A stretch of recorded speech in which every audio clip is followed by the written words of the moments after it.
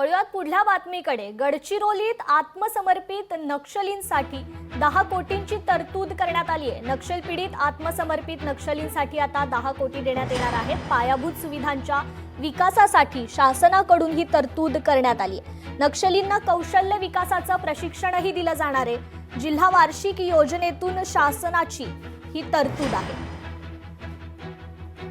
नक्षल पीडित पुनर्वसन आर्थिक अनुदान याकरता म्हणून 10 कोटी रुपयाची तरतूद शासनाने 2 वर्ष लगातार ठेवण्यासाठी सांगितलेली आहे, ज्यामध्ये 24-25 आणि 25-26 मध्ये अनुक्रमे 5-5 कोटी रुपयाची तरतूद या ठिकाणी आम्हाला शासनाने जिल्हा वार्षिक योजनेतून ठेवण्यास सांगितली। त्यामध्ये पहिल्या 5 कोटी रुपयांमध्ये 3 कोटी रुपयाच्या पायाभूत सुविधा या ठिकाणी देण्यात येणार आहे। सोबतच आम्ही 2 कोटी रुपयाचं कौशल्य विकासच्या माध्यमातून त्यांना आणखीन ज्या रोजीरोटीच्या आवश्यकतेच्या प्रशिक्षण त्या ठिकाणी आम्ही ठेवलं।